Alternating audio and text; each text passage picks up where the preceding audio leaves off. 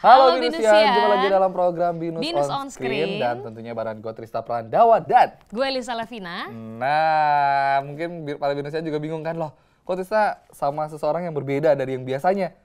Ya, kali ini Lisa nemenin gue di sini nih. Tiba-tiba datang aja langsung zek gitu buat nemenin gue di sini, betul? Bener banget. Hari ini gue spesial nemenin Trisna nih di sini. Spesial banget spesial ya, banget deh. Nemenin gue spesial banget ditemani sama wanita cantik yang Enggak satu ya, ini. terlalu berlebihan gitu. Nah Trisna, ngomong-ngomong nih, karena hari ini spesial, kita juga akan kedatangan tamu yang spesial juga dari Bina Nusantara, salah satu instansinya. Pokoknya yang datang ke sini itu selalu orang-orangnya spesial. Buat Permisa juga. Nah, selain itu juga kita akan memberikan berbagai macam informasi seputar Binus selama satu pekan ini. Benar. Dan yang terakhir nih, yang gak kalah spesial, kita bakal masak-masak bareng sama Binusian. Oh iya, gue nanti akan mengenalkan temen gue nih yang akan masak, tapi gue lupa nih masaknya apa. Nanti kita lihat aja dia mau masak apa. Tapi sebelumnya kita langsung masuk dulu ke informasi kita yang pertama nih. Ada apa, Tris? Nah, di informasi gue yang pertama ini, ada masa Freshman Enrichment Program memasuki tahapan yang ketiga atau batch yang ketiga. Berarti jadi emang CBN Binus ini sama bulan Agustus ini masa orientasi mahasiswa baru untuk masuk perkuliahan mahasiswa yang masuk ke Binus University ini. Dan ini udah masuk ke tahapan batch 3. Nah, dan kemarin itu pelajarannya itu mengenai Binus Maya. Binus Maya. Nah, seperti apa? Kan? Berikut kita simak liputannya berikut ini. Freshman Enrichment Program adalah suatu program orientasi untuk menyambut sekaligus mempersiapkan mahasiswa baru agar dapat mengikuti sistem pendidikan di perguruan tinggi yang sangat jauh berbeda dengan sistem pendidikan di sekolah menengah atau SMA. Pada kesempatan kali ini, gelombang 3 mahasiswa-mahasiswi Binus University mendapatkan pelajaran mengenai Binus Maya. Binus Maya merupakan salah satu tools belajar modern yang dimiliki oleh Binus University. Lewat Binus Maya, para mahasiswa difasilitasi untuk dapat melihat jadwal perkuliahan, membuat forum diskusi, melihat nilai, jadwal pembayaran kuliah, dan masih banyak lagi. Selain itu, tentunya para body coordinator juga terus memotivasi para Binusian 2020 agar dapat lulus tepat waktu. Dan terus mengingat pentingnya soft skill untuk menjadi modal di dalam dunia perkuliahan.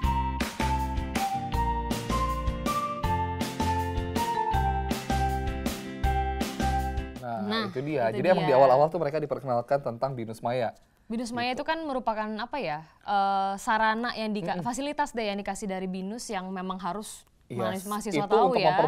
Untuk mempermudah mahasiswanya nanti menjalankan perkuliahannya di Binus University ini tentunya. Oke, kita langsung aja masuk ke informasi yang kedua, ada apa, Lisa? Ya, nah masih di seputar Binus University nih pemirsa. Jadi ada 28 mahasiswa Binus yang mendapatkan beasiswa dan merupakan mahasiswa ini merupakan mahasiswa pilihan di mana mereka mendapatkan beasiswa dari Bank BCA. Dari Bank BCA, gitu. Karena Binus ini emang kerjasamanya sama Bank BCA. Bank BCA. Nah, seperti apa liputannya? Ini dia.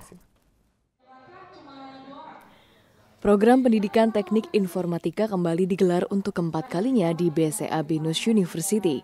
Sebanyak 28 mahasiswa-mahasiswi mendapatkan beasiswa tersebut. Program BCA ini diselenggarai untuk mengimbangi peningkatan kebutuhan SDM dan perkembangan teknologi informatika di industri perbankan. Secara umum, materi yang diberikan program PPTI ini setara dengan materi S1. Untuk program PPTI non-gelar berlangsung selama 30 bulan dan menggunakan sistem gugur dengan standar kelulusan yang ketat. Para peserta program ini tidak dipungut biaya, bahkan mereka mendapatkan uang saku dan fasilitas berupa buku-buku pelajaran serta pemeriksaan kesehatan sesuai kebijakan perusahaan. Selain kegiatan di kelas, siswa juga berkesempatan magang di unit kerja kantor pusat BCA. Selanjutnya, setelah peserta menyelesaikan program ini, BCA akan memberikan penawaran kepada mereka untuk bekerja sebagai karyawan BCA. Persyaratan PPA atau PPTI ini pun sangat ketat. Di antaranya adalah lulusan SMA SMK, usia maksimum 20 tahun, rata-rata FEP program pendidikan teknik informatika BCA, nilai rapor kelas 1 sampai dengan 3 minimal 7,50. Rata-rata nilai matematika SMA IPA maupun IPS atau nilai produktif minimal 7,50. dan tidak pernah tinggal kelas dari SD, SMA, atau SMK. Nah, itu jadi orang-orang yang emang mendapatkan beasiswa langsung dari BINUS emang terpilih, orang-orang yang terpilih, betul? Nah, ngomong-ngomong nih, informasi selanjutnya. Tadi kan kita udah ngomongin soal mahasiswa yang baru yang masuk ya, yang fresh-freshnya nih. Bener-bener fresh banget gitu kan. Nah sekarang kita kebalikannya. Kita ngomongin soal mahasiswa yang masih BINUS sudah hampir menyelesaikan perkuliahannya di BINUS, betul? Jadi di BINUS University, tepatnya di kampus Anggrek, itu kemarin ada pameran. Jadi dari jurusan arsitektur mengadakan pameran tugas akhir. Nah, tepatnya pada tanggal 9 Agustus 2016. Seperti apa? Ini dia. Kita simak liputannya.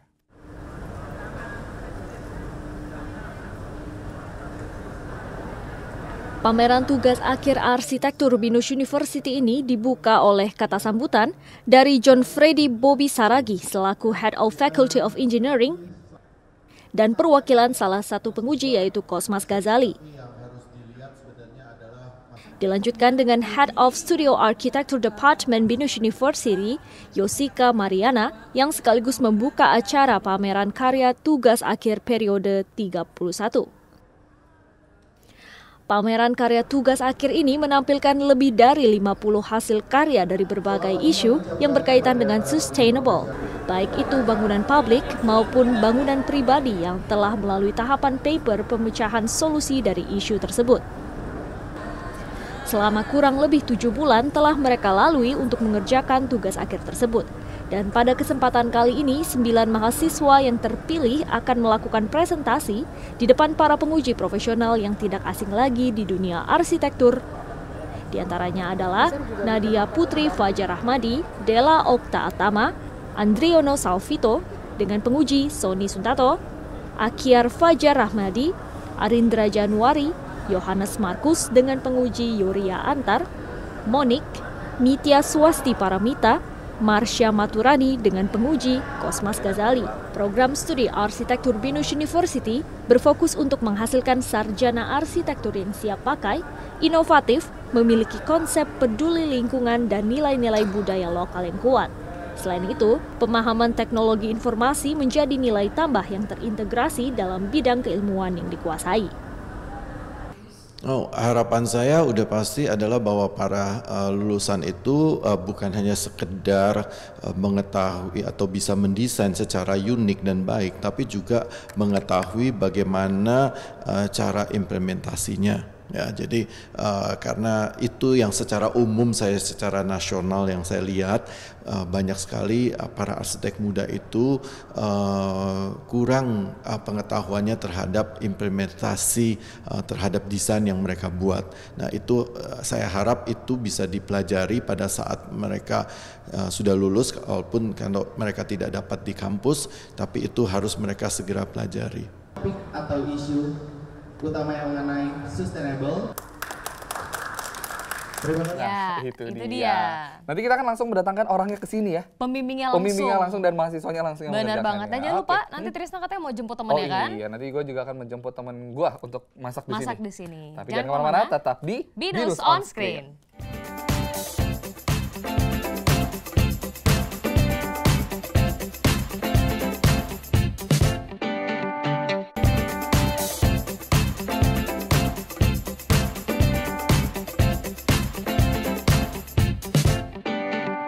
Halo BINUSian, jumpa lagi dalam program BINUS On Screen dan tentunya masih barengan gue Trisna Prandawa. Dan seperti yang tadi udah gue janjikan, di sini gue udah bersama temen gue, tadi gue udah jemput. Agak sedikit capek ya ngos-ngosannya karena naik turun tangga. Tiga lantai loh. Iya, olahraga. Oke. Boleh perkenalan dulu siapa namanya, jurusan apa dan apa BINUSian berapa? Oke, halo, nama gue Arin. Sekarang gue semester 7 di BINUS, ambil jurusan Markom PR. Oke, Marketing Communication dengan peminatan PR atau Public Relation. Oke, hari ini Arin katanya mau masak ya, betul? Yoi. Mau masak apa? Kita hari ini mau masak tempe selip udang. Bentar. Tempe selip udang. Tapi namanya agak aneh ya. Agak unik sih, tempe selip udang. Iya. Udangnya diselipin. Biasanya tempe goreng biasa kan. Ini ada tempe udangnya. tepung apa mendoan gitu. Ini tempe selip udang. Namanya cukup unik ya. Unik banget. Oke, bahan-bahannya apa aja nih? Seperti biasa, pastinya ada tempe. Tapi tempenya emang harus segini ya? Bahkan banyak gini? Iya, kita mau bikin banyak. Oh, mau bikin banyak. Oke, bagus. Boleh. Terus yang kedua ada udangnya. Ini udangnya harus udang segar. Harus udang segar ya, harus udang segar ya. Iya. Beli di pasar. Beli pasar. Di pasar langsung ya. Jadi nggak boleh yang udah lama gitu. Udangnya segar banget kan, kelihatan. Oke, habis itu apa? Habis itu ada tepung bumbu. Tepung Jadi bumbu. tepungnya udah dikasih bumbu. Oke, tepungnya emang yang udah dikasih bumbu ya. Oke, habis itu. Terus habis itu ada daun bawang. Oke, dan yang terakhir adalah daun bawang. Ini dia daun bawang. Oke, sip. Okay. Nah, pertama-tama apa yang bakalan Arin lakukan? Kita harus bersihkan. Jadi pertama kita harus higienis ya. Oke, benar-benar. Kita pakai sarung tangannya dulu. Oke. Ini tempenya dibuka dulu kali ya plastiknya. Iya, boleh. Masih dibungkus. Masih hangat, ini baru beli dari pasar juga ya? Iya, tadi fresh banget. Masih fresh banget ya? Iya. Oke. Dah. Oke. Oh ya, terus ini ada air juga. Jatuh kan? Nggak apa-apa, kayak digoreng. Oh, digoreng ya? Iya, kumannya hilang. Oke, pertama jadi kita potong-potong dulu si tempenya ini. Oke, pakai apa? Pisau ya tentunya kan? Pisau, ya pisaunya ya ini aja. Yang itu, oke. Boleh. Oke, kita potongnya nggak terlalu tebel, tapi nggak terlalu tipis juga. Oke, jadi emang harus potongnya harus sesuai ini ya? Sip. Kita potong semuanya aja ya. Nggak boleh terlalu tebal, nggak boleh terlalu tipis. Tipis iya. Oke. Kenapa kamu memilih bahan dasarnya tempe selip udang? Kenapa nggak tahu selip udang? Kan ada tahu isi kan? Tahu selip udang ini diselipin juga kan? Soalnya tempe enak. Tempe enak dan begitu kan juga emang sehat. Sehat ya? Iya. Oke, karena proteinnya. Betul. Luar biasa. Udah itu orang Indonesia masuk ke kayak tempe goreng gitu-gitu kan. Iya benar. Ini cocok banget nih sore-sore kayak gini nih. Langsung ngemil pakai ini. Ngemil hujan-hujan gitu terus ini anget-anget tadi di depan hujan loh. Iya makanya. Iya kan? Terus makannya pakai nasi anget banget. Mantep. Ya Lisa. Ngomong-ngomong di sana emang bisa masak? Bisa. Ini gue lagi ngajarin Arin. Aduh, belajar recokin ya. Padahal resepnya dari lo. Mendingan sini deh, kita kedatangan tamu Oke, Arin, gue nemenin Lisa dulu ya. Siap. Oke, sebentar Lisa. Agak jauh soalnya perjalanannya. Oke. Nih, kita kedatangan tamu dari yang tadi tuh, kita kan tadi udah bahas mengenai TGA 31. Iya, 31. Oke, tugas gambar akhir periode 31. Beda tipis sama ulang tahun BINUS ya? 35 ya? 35 tahun Gritter Nusantara. Oke. Dari jurusan arsitektur. Oke, boleh perkenalannya diri dulu Pak, Ibu, Mas? Ke pemirsa. Oke, boleh silakan. Kenalan diri dulu. Halo, saya Karvin, saya dari jurusan arsitektur. Kebetulan saya itu salah satu mahasiswa yang melakukan TGA ini. Oke, dan ibunya? Oke, halo, nama saya Jessica Mariana. Saya kebetulan sebagai Head of Studio Arsitektur. Oke, selanjutnya. Halo, nama saya Albertus. Kebetulan saya menjadi dosen pembimbing dari Karvin. Oke. Nah, boleh cerita sedikit nggak sih tentang TGA 31 itu apa sih sebenarnya? Jadi begini, kalau dalam secara keseluruhan proses tugas akhir di kita di jurusan sektor itu sebagai final project. Jadi mahasiswa yang semester 8 di mana dia mau lulus, mereka harus bikin skripsi lah seperti jurusan lain, tapi modelnya adalah tugas gambar akhir. Jadi makanya kegiatan ini sebenarnya memang kita rutin adakan. Jadi exhibition, pameran, sidang uji profesional itu memang setiap semester kita adakan seperti itu. Dan ada berapa kali tingkat? Kan ini kemarin juga diuji juga kan ya? Diuji. Ada berapa kali pengujian sih? Sebenarnya kita ada prosesnya ada 6 kali. 6 kali. Jadi pertama kali mereka mengajukan sinopsis namanya, yang kalau biasa disebut proposal, itu tentang usulan desain dan usulan penelitian mereka. Nanti lalu diuji oleh evaluator, dosen-dosen juga yang berperan. Lalu kemudian mereka kalau mereka lulus, mereka masuk ke tahap namanya paper. Paper itu isinya muatannya tentang penelitian. Lalu mereka akan ada pengambilan nilai oleh si dosen pembimbingnya. Dari situ kalau mereka memenuhi kualitas atau permintaan nilai gitu ya, kan ada standar nilainya. Nah mereka lulus, kemudian mereka masuk ke tahap sidang paper berikutnya. Dari sidang paper, kalau mereka lulus, mereka masuk lagi ke proses gambar. Namanya tahapan studio.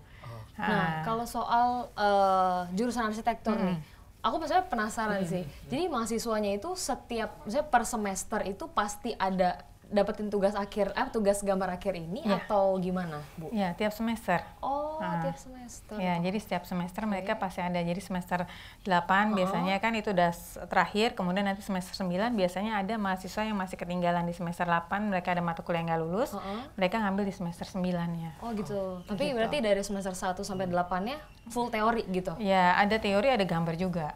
Oh, tapi kalau untuk ngerjain ini di semesternya akhir, kayak gitu ya? Betul. Nah, kita langsung aja nih nanya sama yang buat market. Ini disebutnya market kan ya, betul ya? Nah, kita langsung tanya sama yang pembuat market ini gitu. Nah, boleh diceritain sedikit nggak sih konsepnya ini apa sih? Kalau konsepnya sendiri itu dari judul aja ya. Judulnya itu Peremajaan Permukiman di Kedayu Utara. Nah, konsepnya itu Sustainable Urban Neighborhood. Nah, di mana Sustainable Neighborhood ini saya melakukan 4 prinsip. Yang pertama itu open space, ada boundaries, ada size, sama yang terakhir linking street pattern, di mana konsep-konsep tersebut harus diterapin di dalam konsep desain ini. Itu sih. Nah, untuk pengembangan konsepnya sendiri ada menemukan kesulitan nggak sih untuk mengembangkan konsepnya ini gitu sampai jadilah gitu makanya seperti ini? Untuk kesulitan sih pasti awalnya pasti ada kesulitan, tapi berkat ada bimbingan dari beliau dosen. Dibantu ya akhirnya ya bisa teratasi sih kesulitan-kesulitan tersebut. Oke. Aku penasaran sih, dapat inspirasinya dari mana sih? Kalau boleh tahu, Kak. Kalau dari inspirasi, kebetulan nih saya sering lewat dari sini. Di sini saya sering lewat.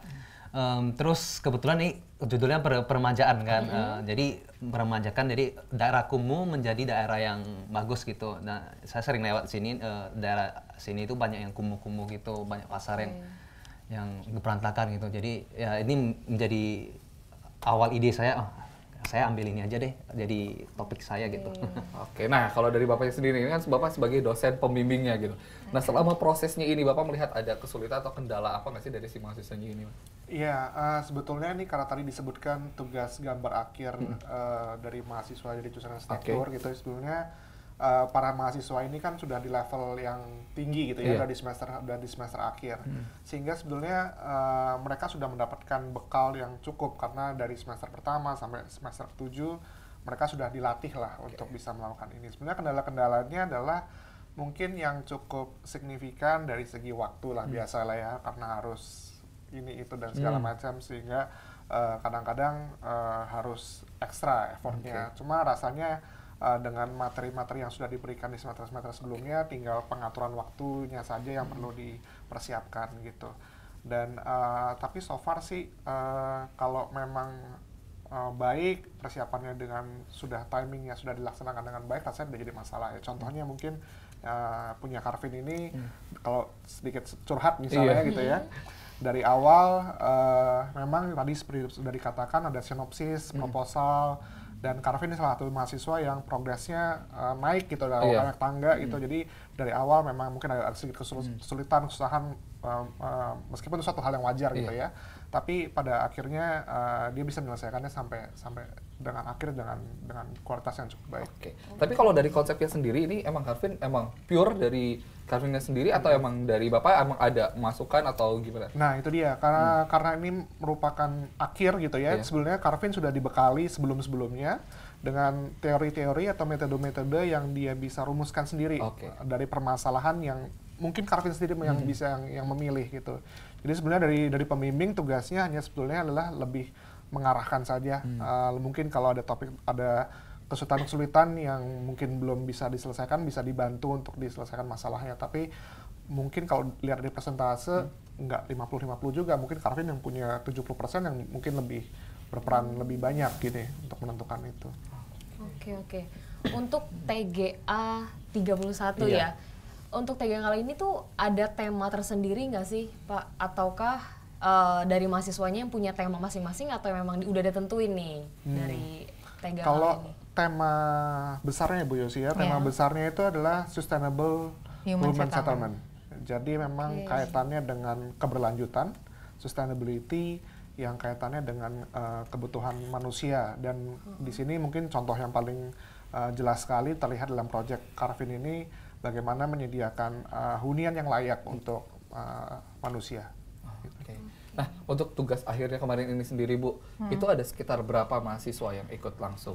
Yang sebenarnya dari total ya, yang registrasi KRRS itu kita ada 63. Terus kemudian mundur, ada beberapa anak yang mundur, sampai akhirnya kemarin yang memang masuk sampai pure ke pameran itu 51. Ada 51, berarti kemarin ada sebanyak 51? Iya, 51. 51. Nah, ini ada kualifikasi tertentu nggak sih Bu untuk yang, oh ini marketnya lulus nih, oh ini kurang ini nih. Gitu ada kualifikasi tersendiri atau gimana Bu? Oh sebenarnya kriterianya tuh panjang sekali. Nah jadi bukan hanya tolak ukurnya dari market, sebenarnya dari proses penelitian mereka yang mereka angkat, mulai dari isu kan masing-masing dari tadi seperti Pak Berto katakan, kan kita punya isu adalah sustainable human settlement, di mana di bawah itu masih ada isu kecilnya.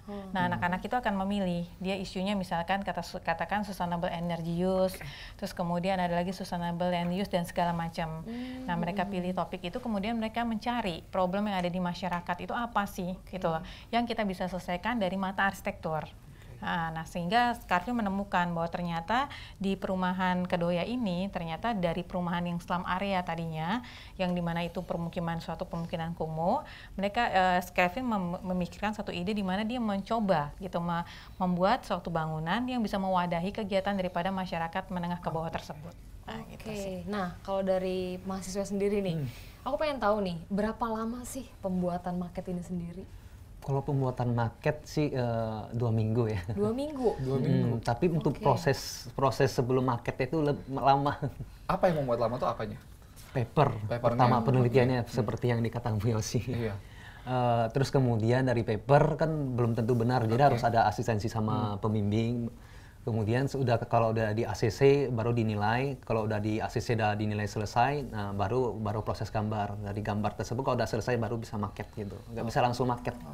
Berarti emang penelitian ini emang berdasarkan data yang real ya, penelitian real. Nah, untuk Mafia sendiri berapa lama membutuhkan meneliti ini gitu, untuk awalnya sebelum menemukan konsep ini jadi seperti ini, berapa lama sih kamu untuk melakukan penelitian ini? Bisa 1 bulan sampai ya 1,5 bulan lah. Dari survei kan harus data-data yang real juga. Minta surat dari kepala lurahnya. Ini data-data itu mintanya juga agak susah. Bisa 1 bulan lebih lah. Nah tapi kalau dari dosen pembimbingnya sendiri emang selama ini komunikasinya berjalan dengan lancar ya? Sejauh ini ya baik itu ya, karena memang itu juga jadi tugas kami ya, gitu. Jadi memang tugas kami adalah bisa membimbing mahasiswa BINUS, dan tentunya kami juga mengharapkan kualitas yang dihasilkan juga baik. Jadi ya harus saling kerjasama dan tentunya dengan senang hati bisa membantu lah. Nah nanti kita akan lanjutin perbincangan kita dan kita akan sedikit menantang mereka dengan sedikit permainan sedikit aja biar kita lebih refresh lagi. Tapi setelah berikut ini tetap di BINUS On Screen.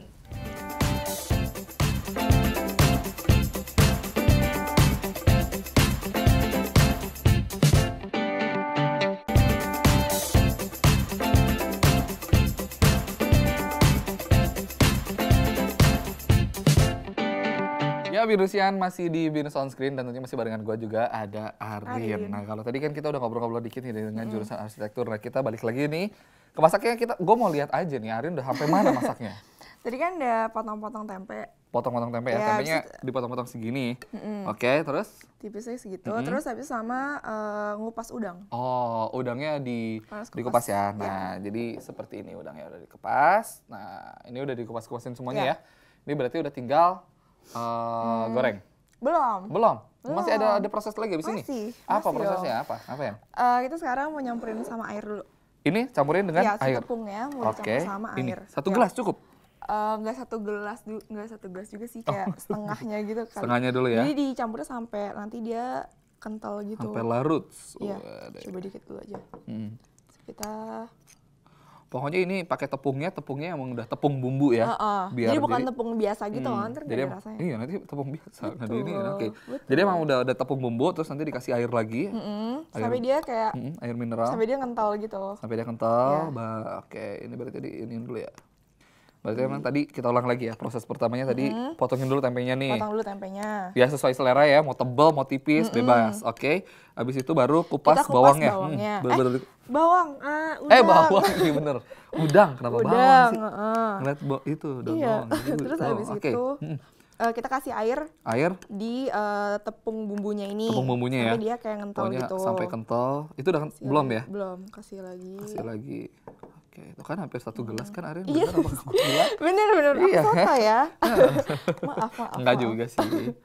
Ya, oke, pokoknya di ini sampai kental. Nah nanti kalau udah kalau misalnya nih tepung bumbu ini udah sampai mengental, itu baru nanti kita potong si udangnya sama si daun bawang. Daun bawang, oke. Ya, nanti kita campurin ke sini. Oke. Nah sekarang gua coba aduk ininya, lu potong udangnya. Boleh. Bawang lagi. Oke ya. Itu Ya. udangnya Oke, nih. Nah Arin ini emang hobinya masak ya? Atau gimana sih? Bisa masak enggak ini? juga sih, tapi paling kayak cuma iseng-iseng aja gitu. Oh, tapi untuk Arin sendiri ini punya ide untuk masak tempe selip udang itu berapa? Berapa? Kapan? Pakai sarung tangan dulu. Ya ampun. Biar lebih higienis. Betul. Maaf. Tadi udah dicopot. Nah, apa namanya? Tadi gue nanya apa? Ide? Ya, kenapa bisa menimbulkan ide? Maksudnya lagi diem tiba-tiba ide, tempe selip udang. Kenapa nggak udang selip tempe misalnya kayak gitu misalnya? Kenapa? Nah ini sebenarnya tuh jadi karena lagi bosen kan di rumah, terus mikir kayak pengen deh bikin snack-snack apa gitu. Oh, jadi emang ini ide sendiri searching. Ya? Oh, emang searching juga. Okay. Terus habis itu ini cukup gak? Udah kental belum? Apa masih lagi? Udah ya, cukup ya, nggak perlu kasih air ya? Cukup. Terus? Thank you, Kak. Terus habis itu searching kan. Habis itu ada yang makanan-makanan tempe-tempe gitu. Terus aku mikir ya udah, kayak kalau sama udang enak deh gitu. Oke, jadi emang terinspirasi dari situ ya? Iya. Terus mikir kenapa nggak ditambahin udang? Karena kan pasti enak gitu kalau kasih udang. Tapi kalau misalnya nggak udang, kasih cumi gitu-gitu bisa nggak sih? Kenapa? Kasih cumi gitu bisa? Bisa ya? Iya. Tempe selip cumi gitu ya, jadi namanya diganti. Iya. Bisa juga ya? Iya. Maunya bisa kasih lah ya? batu juga bisa. Udang dibalik. Itu mah peribahasa udang dibalik batu. Ini kita dibalik batu. Kecil-kecil aja.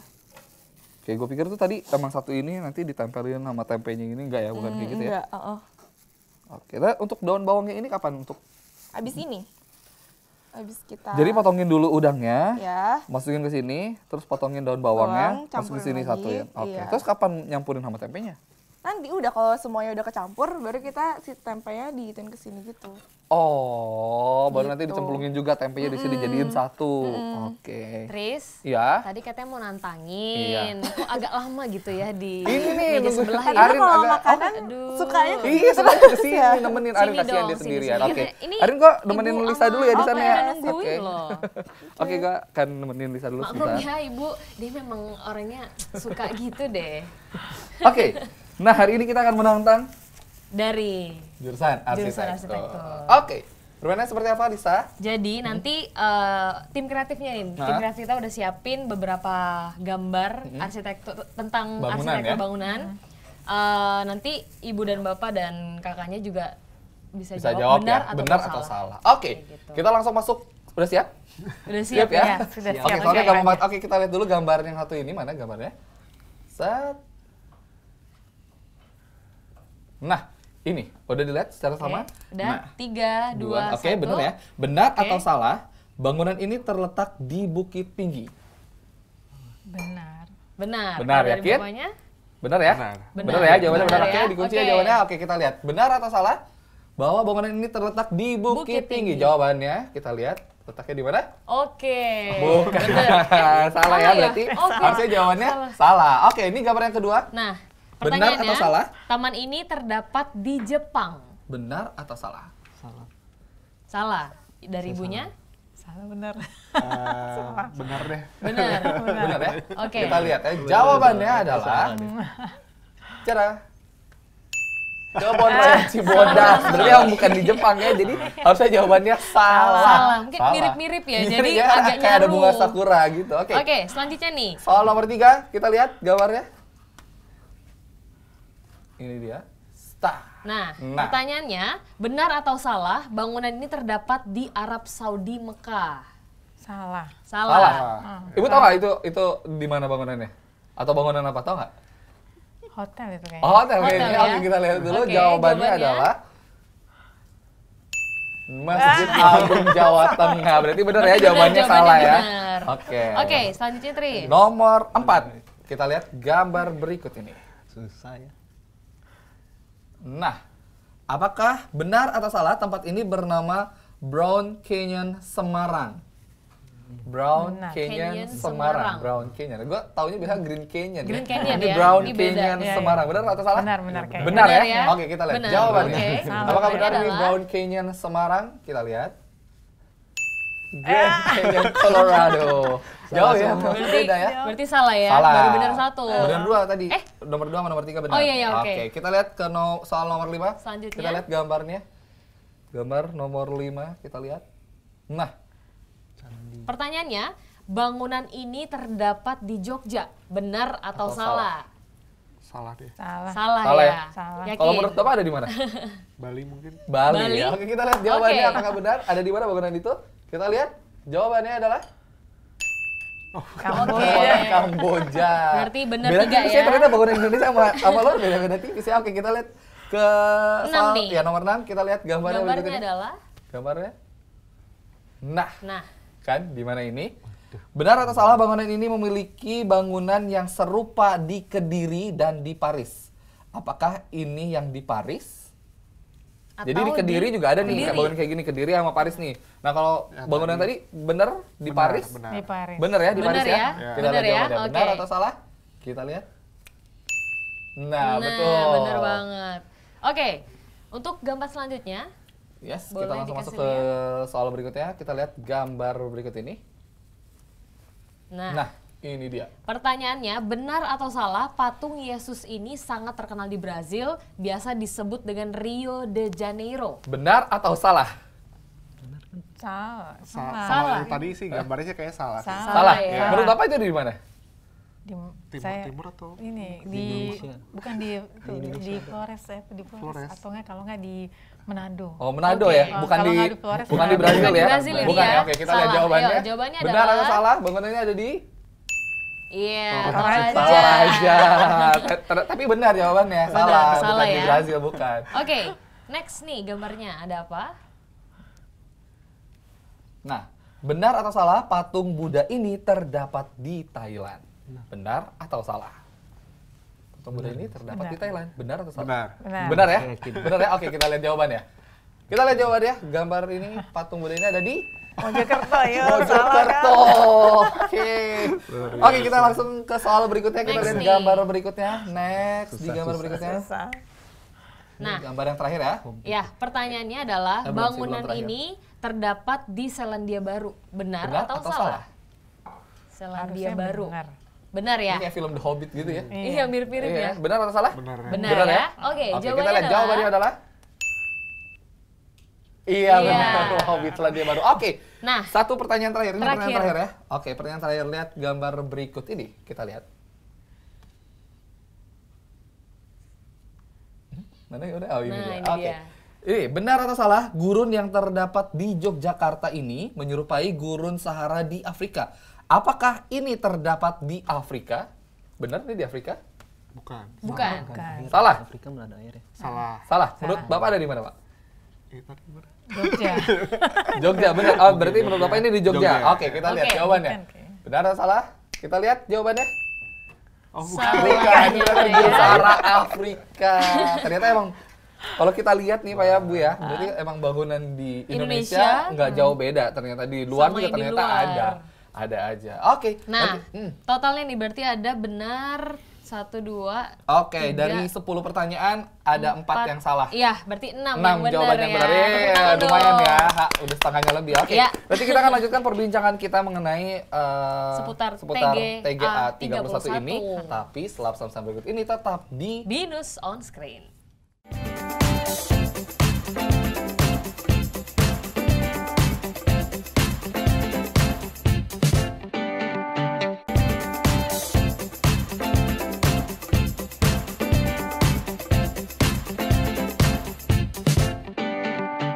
Halo Binusian. Halo Binusian yang masih di Binus on Screen dan kita sudah di penghujung acara ya. Ya, udah di segmen benar terakhir. banget. Dan di sini kita udah ditemenin lagi sama Arin. Oke, Arin, kalau boleh tahu nih, ini udah dalam proses penggorengan ya. Nah, kurang tahu kalau boleh tahu berapa lama sih, butuh berapa lama untuk ngebikin ini tempe selip udang ini?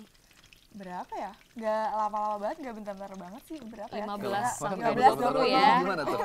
Gak lama-lama banget, gak bentar-bentar gimana tuh? 15 sampai 20 menit gitu kali ya. Oke. Nah, ini gue bisa bantuin apa nih? Udah Lisa tadi udah udah ya? banyak Lisa nih.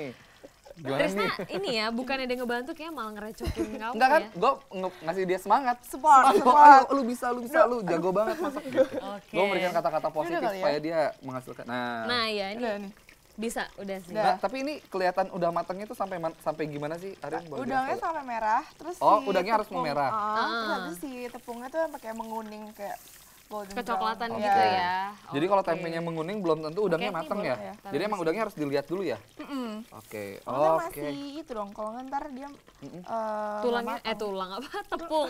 Tulang. Ini kan tempe masih ini. kayak basah gitu ya kalau belum matang banget. Oke. Nah, itu udah ya, berarti yang kayak gitu ya. Oke. Wow, udah hampir matang nih. Aku pengen nanya sih sama Arin. Boleh? Udah suka masak tuh dari kapan sih, Rin? Kalau gue enggak. Bukan Trisna mungkin, kapan ya? Mungkin awal-awal kuliah gitu kali ya. Awal kuliah. Awal kuliah udah suka masak. Nih, buat pemirsa yang cowok khususnya ya. Jadi buat yang nyari. Iya, nyari calon istri. Sangat masuk dalam kriteria ya. Bisa, jadi suggest ya. Bisa masak, cantik lagi kan? Infal juga bisa kali. Apa? Yang cari infal juga. Bisa. Yang apa, pembantu rumah tangganya lagi pada nggak ada gitu ya. Mungkin bisa kan, mempekerjakan Arin gitu ya. Nanti nomornya ada di bawah sini. Ini boleh ditambahin juga. Oh, oke. Tempenya ya. Ini tempe. Kayaknya udah wangi nih sampai sini nih ya. Udah wangi ya? Udah makin wangi banget. Matang, makin menggoda nih. Terus ya. pertama masalahnya enak juga, Lis. Enak, terus simple, dan gak murah susah juga, iya kan? Murah. Kantong mahasiswa banget. Betul. Terus nggak Layak ribet, dicoba iya nggak ribet buatnya kan? Benar-benar. Maksudnya kalau buat binusian yang di kosan-kosan gitu kan enak nih, pasti banget nih. Iya nggak sih? Nah, sambil iseng kan, misalnya lagi gabut atau ngapain gitu. Buset, isengnya masak ya? Isengnya Kalau masak. gua isengnya Sangat tidur. Positif dong, daripada yang enggak. Oke. Kalau Trisna mah kalau nggak tidur makan. Nah, isengnya gue ini makan. Isengnya itu. Kalau Arin isengnya masak, gue isengnya makan. Lebih positif ya, Arin ya. Oke. Ini 2 tempe ini bisa banyak juga ya porsinya ya? Iya, bisa banyak banget. Jadi itu tadi Lis yang tadi dia bilang, emang tergantung selera, dia mau tebal, mau tipis. Kalau mau banyak berarti yang agak tipis. Tapi kalau tipis banget juga nggak berasa. Tempenya. Terlalu crispy. Jadi emang harus tebal, ya bukan tebal juga, agak tebal lah ya, yang sesuai selera. Oke, udah. Ini kayaknya udah cukup ya. Udah, boleh. Udah cukup buat kita garnish.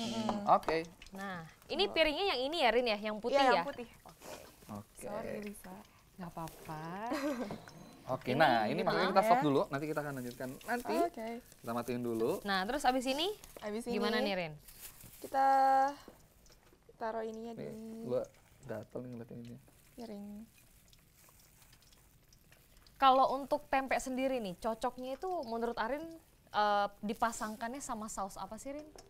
Saus, sebenarnya kayak banyak banget ya yang cocok sama tempe, di saus sambal. Terus sambal terasi, kecap kali ya, sambal kecap ya. Kalau hari ini Arin mau pakai apa nih? Hari ini mau pakai sambal itu. Apa? Sambal lado. Ayo gimana? Apa? Sambal apa namanya? Saus sambal. Ya, saus sambal aja susah banget ya. Dah. Oke. Bagus tuh, formasinya bagus tuh. Udah kayak bintangnya ya. Udah ya? Sambalnya ini nih. Sambalnya. Oh, ada di belakang. Iya. Udah disiapin tadi. Gue udah nyiapin pas lagi lu masak, gue udah nyiapin langsung. Ini mau Makasih taruh di tengahnya? Iya, tengahnya. Oke. Nah. Dah. Cakep ya, udah ya. Kita bawa ke sana, kita sambil ngobrol-ngobrol. Ayo Arin, kita ngobrol-ngobrol di sana. Nah, gue siapin minumnya, kalian boleh ke sana dulu.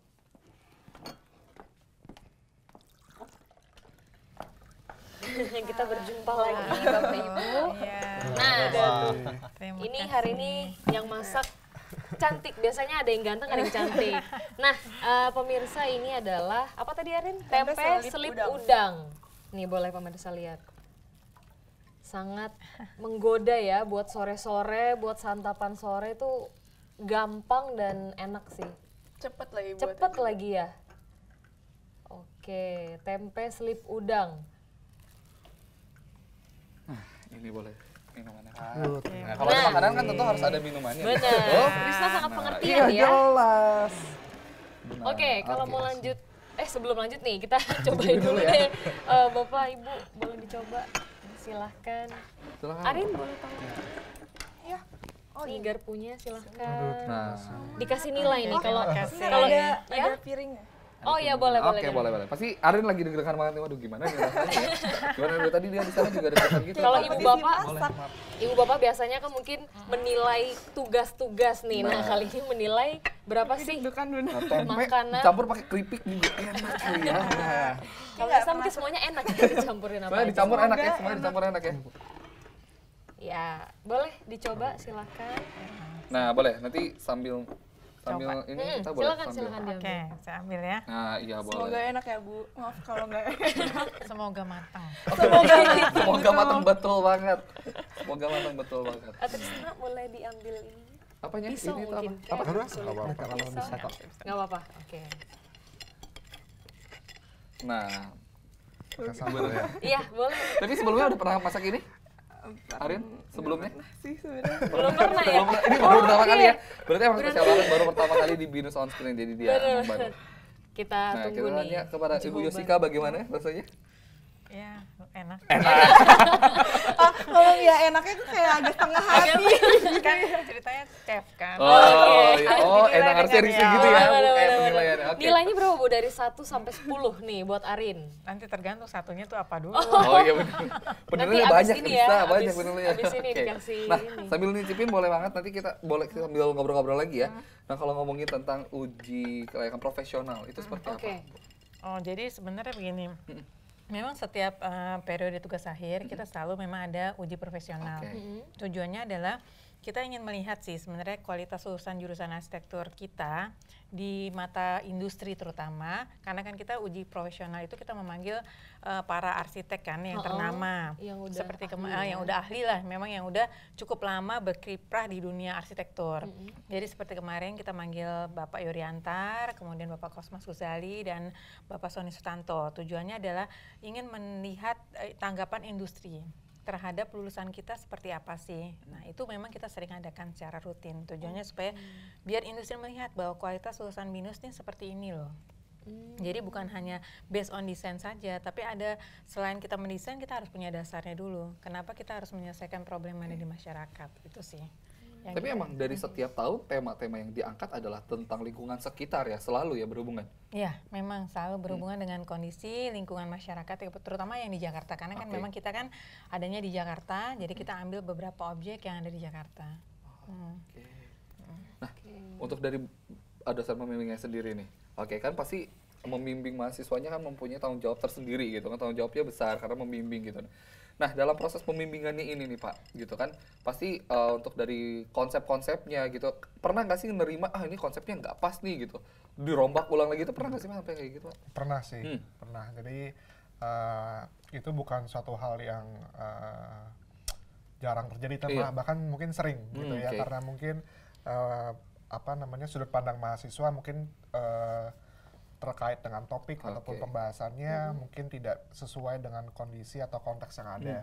Sehingga pun kalau harus dipaksakan, dia harus mengajukan topik atau melakukan tugas berdasarkan desain tersebut atau usulan tersebut, mungkin jadinya malah kurang baik. Gitu. Jadi mungkin di situ butuh suatu masukan, butuh suatu mungkin ya bisa sampai perombakan ya, tapi harusnya sih tidak major harusnya. Berarti emang dari awal chemistry-nya harus dapat dulu ya, mahasiswa dan dosen pembimbing, karena konsepnya berbeda dan pembimbing pasti punya pemikiran sendiri gitu kan terhadap ini. Nah, setelah Bapak melihat nih hasil yang sudah dihasilkan oleh para siswa ini nih, misalnya contohnya yang tadi marketnya itu, bagaimana Bapak melihatnya? Ya itu tadi cukup baik ya. Jadi memang dari awal memang Carvin ini sudah punya materi yang cukup memadai. Jadi jalannya pun juga tidak terlalu sulit. Jadi memang sudah tinggal jalan saja, tinggal merapikan. Dan memang ya tadi prosesnya memang cukup panjang karena ada proses research, paper, penelitian, sampai proses merancang dengan gambar dan juga sampai dengan maket. Oke, kalau ngomong-ngomongin soal TGA nih, tugas akhir. Nah, boleh tahu nggak sih penilaian apa saja sih yang maksudnya dinilai ketika proses penilaian? Jadi proses penilaian di kita itu ada tiga sih sebenarnya. Jadi ada 3 bagian besar. Pertama tahap paper itu akan pada saat sidang paper yang dinilai pasti otomatis papernya kan. Nah kemudian pada saat sidang uji komprehensif artinya bukan hanya papernya tapi ada gambarnya, kemudian ada lagi teknik presentasinya. Jadi tahap paper itu mulai ya dari dia mengangkat isunya, jadi latar belakang permasalahan yang timbul, kemudian metode penelitian yang mereka pakai, lalu rujukan sebagai tinjauan pustakanya itu menjadi bagian dari penilaian paper. Kemudian di situ ada analisis dan bahasan. Jadi dari teori, kemudian mereka melakukan penelitian kecil ataupun besar juga mungkin bisa jadi terjadi penelitian besar. Nah dari situ kemudian mereka merumuskan ke dalam gambar tadi. Bu, mau nanya nih, ini tugas ini individu atau kelompok sih? Individu. Individu nggak boleh kelompok? Enggak. Iya. Nah berarti ini kan proses apa? Biasanya kalau yang lain suka banyak yang ada kelompok, berdua, bertiga. Cuma ini nggak boleh. Nggak boleh, jadi benar-benar sendiri. Iya. Sebenarnya buat ininya juga sendiri ya maketnya. Oke. Nah untuk yang pertanyaan terakhir nih Bu, untuk pembuatan maket ini biasanya ini emang harus kita realisasikan terakhirnya atau seperti apa? Jadi sebenarnya gini kan kita butuh hasil maket itu sebenarnya hanya untuk melihat nih loh bahwa hasil desain kita setelah kita riset, kita teliti, kemudian kita gambar dalam bentuk 2 dimensi kan. Berarti kita butuh perwujudan 3 dimensinya. Yang mana orang awam itu akan bisa melihat karena kan orang awam cenderung nggak bisa melihat gambar 2 dimensi kan. Jadi kita sajikan dalam bentuk maket sehingga pada saat dilihat oh ini loh kayak gini loh desainnya. Nyata gitu ya. Nyata gitu loh dalam bentuk skala sekian gitu.